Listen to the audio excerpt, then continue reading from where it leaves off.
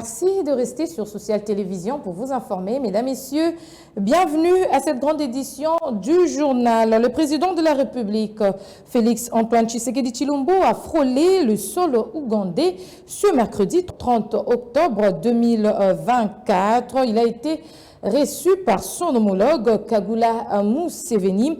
C'est une étape importante dans les résolutions bilatérales entre les deux pays. Nous y reviendrons avec fort détail dans nos prochaines éditions.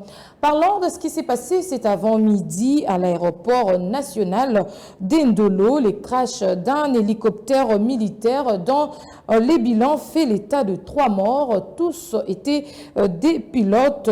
L'un d'eux a été décédé sur place et les 2 autres ont rendu l'âme à l'hôpital où ils étaient acheminés pour de soins. Le vice-premier ministre, ministre de Transport, Voies des Communications et Désenclavement, Jean-Pierre Bemba Gombo, a effectué une descente urgente sur place, bien que les circonstances de cet accident n'ont pas encore été élucidées par le service aéroportuaire de la régie des voies aériennes. L'hélicoptère n'a pas pu être récupéré après, car il était donc consumé par ces feux qui a été maîtrisé peu après le crash par le service anti-incendie de l'aéroport.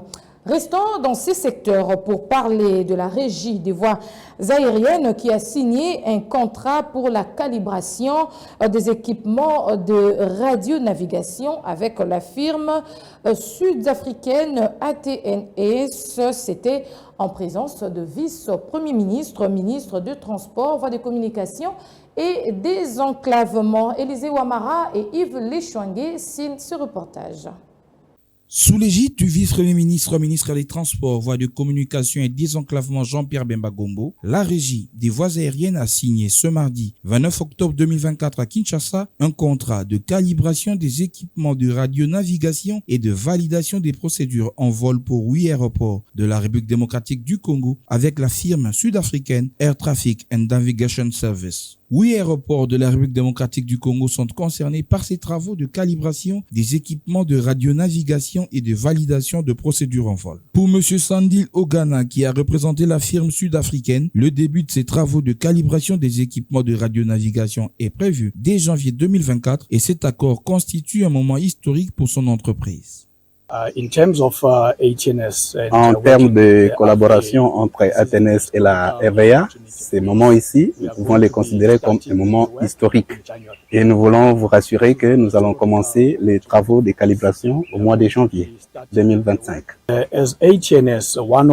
Au niveau de la région d'Afrique, nous nous efforçons en tant qu'ATNS d'assurer la formation du personnel, des contrôleurs aériens et aussi des ingénieurs de maintenance des équipements pour nous assurer que les équipements qui sont installés dans la région Afrique puissent être maintenus et opérationnels aux normes.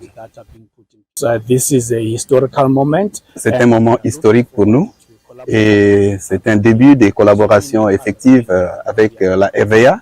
Il y a beaucoup de choses que nous allons faire en dehors de la calibration des navettes et de la validation des procédures. Nous pouvons aussi travailler sur la conception des espaces aériens et aussi sur la conception des procédures en vol. Rendons-nous à l'hémicycle à la suite de près de 2 semaines d'intenses travaux. La commission économique et finances et de contrôle budgétaire à la Chambre basse du Parlement a présenté à la plénière le mardi 29 octobre 2024 les rapports issus des analyses approfondies des 2 projets de loi, à savoir les projets de loi portant reddition des comptes 2023 et projet de loi de finances rectificatives du budget 2024. Ce rapport voté par les députés nationaux. Images et commentaires.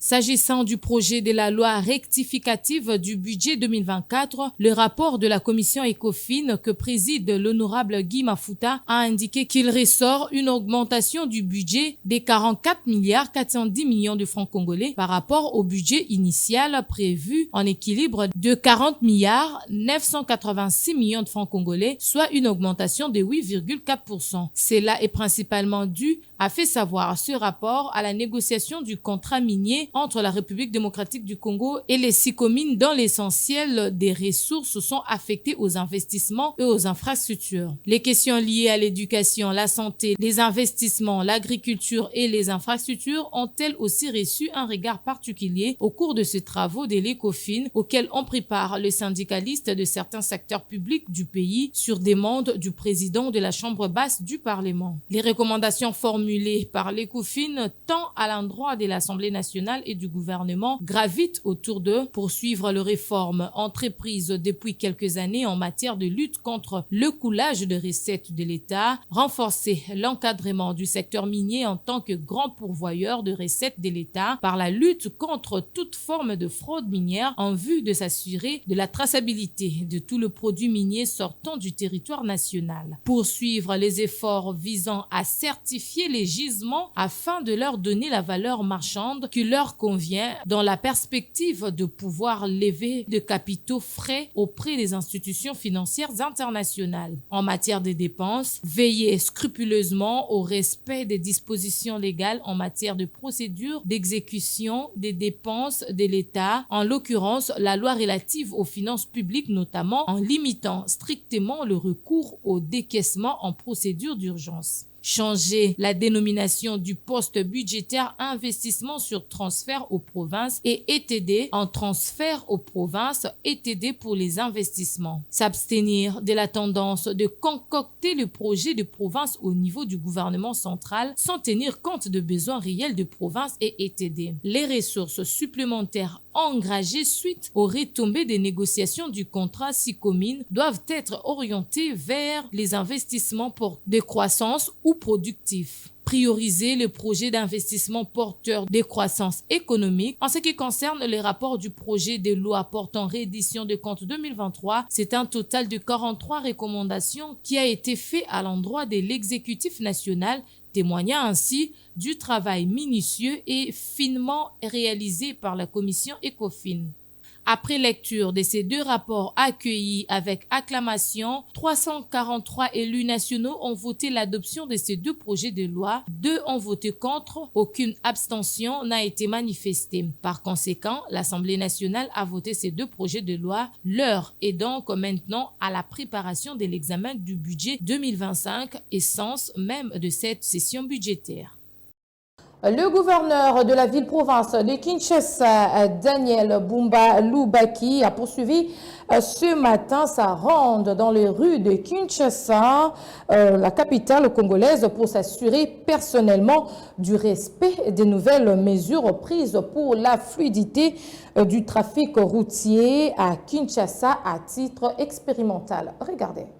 C'était au tour de l'axe Kitambo Magasin de bénéficier de la ronde menée par le premier citoyen de la ville-province de Kinshasa, Daniel Bumba, en vue d'observer l'application de nouvelles mesures prises de sens alterné dans la capitale congolaise visant à réduire les embouteillages. Débutées depuis ce lundi 28 octobre 2024, ces mesures sont testées sur des axes principaux comme le boulevard du 30 juin. Le cortège du gouverneur a emprunté la 4e bande de ces boulevards réservés au sens unique de 5h à 10h pour fluidifier les trafics des automobilistes se rendant vers les centres-villes. Pour l'instant, ces ajustements sont en phase expérimentale, mais l'autorité urbaine envisage d'étendre ces systèmes à d'autres axes routiers, notamment pour alléger les trafics aux heures de pointe et offrir une meilleure qualité de vie aux habitants de Kinshasa. Rendons-nous au Congo central où le gouverneur Grace Bilolo Maswangi a reçu les syndicats des enseignants venus faire la restitution de leur mission à Kinshasa, mission qui a tourné essentiellement autour des accords de Bibois. Suivez.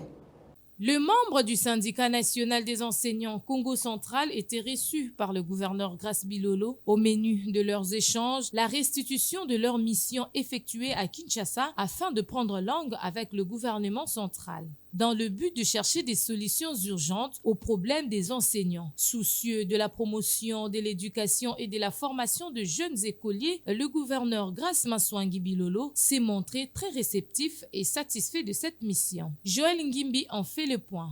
La nature de cette mission, c'était pour aller déposer notre cahier de charges et en faire le suivi. Bon, après la mission, nous avons restitué notre mission auprès de son Excellence Monsieur le gouverneur de province. Mais en résumé, nous avons été bien reçus par deux grandes autorités. D'abord par la ministre de l'Éducation nationale et Nouvelle Citoyenneté, et ensuite par l'honorable président de l'Assemblée nationale. Ce sont les deux personnes qui nous ont reçus à Kinshasa et desquelles nous tirons des bonnes informations pour l'enseignant. Parce que les avancées des Bibois sont déjà en cours d'exécution. Et puis, la politique salariale de l'enseignant, ça c'est l'affaire du budget 2025. Le porte-parole de la province éducationnelle Congo Central 2 et l'intersyndicale n'a pas su se retenir face à l'implication personnelle du gouverneur Grace Bilolo pour le bien de ses administrés. C'est une exception que nous vivons dans la province du Congo Central 2. D'abord, vous voyez l'ambiance entre l'Assemblée provinciale, le gouvernement provincial, c'est très bien. Et maintenant, nous voyons aussi que le gouvernement provincial est collé aux syndicalistes. C'est pour dire que l'enseignement doit nécessairement connaître des avancées, un changement spectaculaire. On prit part à cette réunion de restitution le vice-gouverneur Prosper Ntela, le ministre provincial de l'Éducation, le maire de la ville de Matadi, ainsi que la délégation syndicale de la province. Voilà ce qui met point à cette édition du journal. Mesdames, Messieurs, merci à vous de l'avoir suivi et surtout restez branchés au programme de Social Télévision.